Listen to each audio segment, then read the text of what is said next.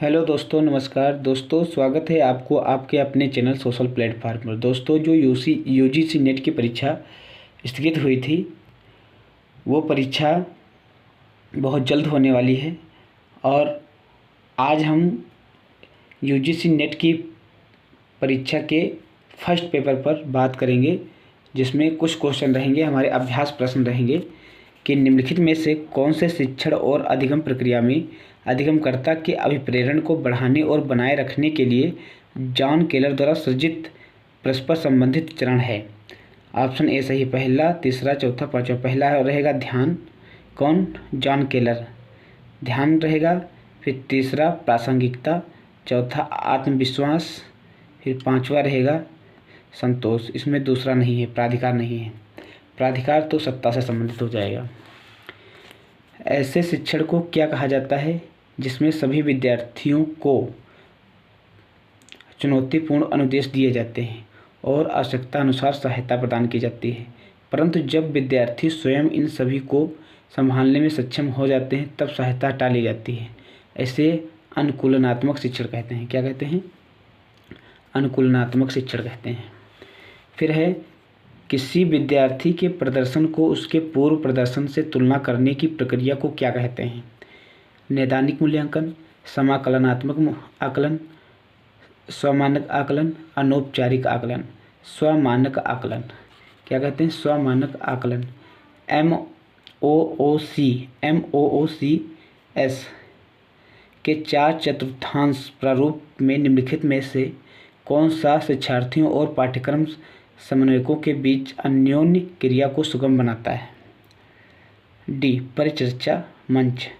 MOOC 4/4 प्रारूप में निम्नलिखित में से कौन सा शिक्षार्थियों और पाठ्यक्रम के समन्वयकों के बीच अन्योन्य क्रिया का सुगम बनाता है? परिचर्चा मंच। फिर है, निम्नलिखित में से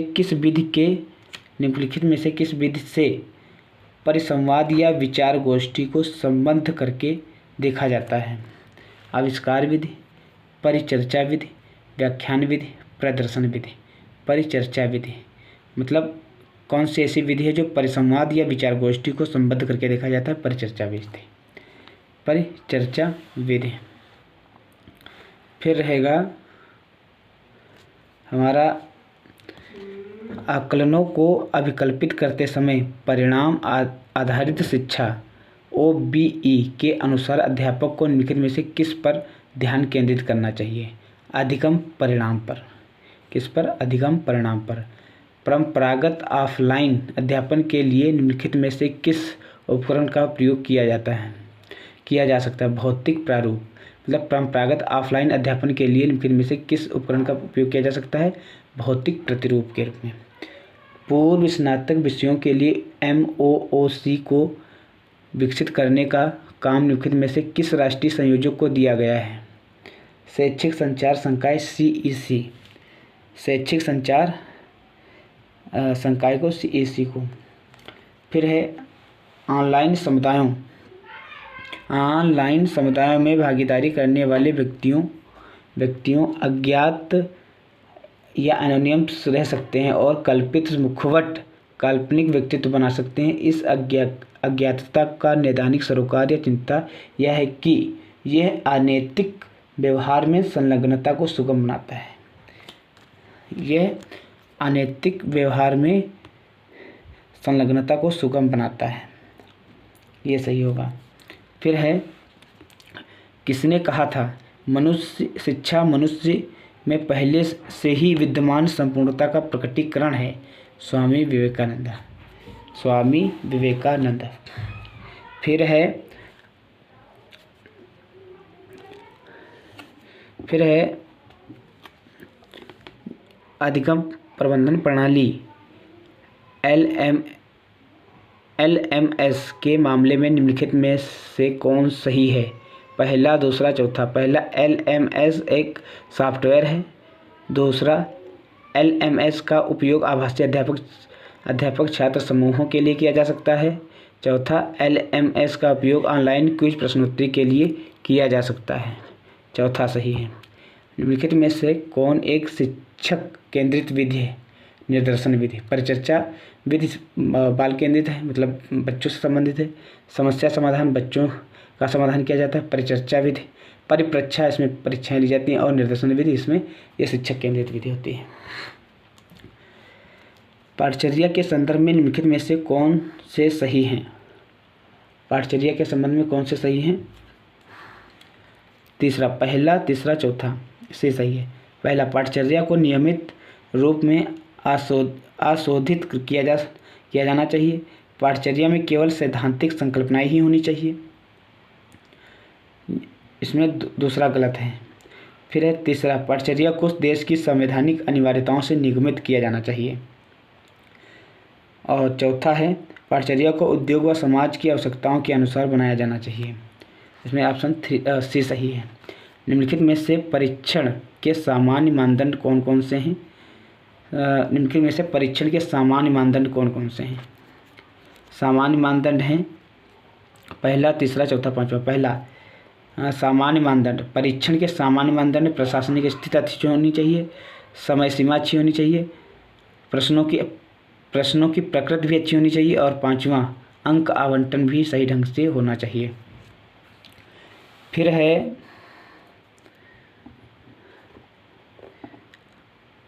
गेमिफिकेशन। इसका क्वेश्चन है नीचे कि सूची फर्स्ट के साथ सूची सेकंड का मिलान कीजिए।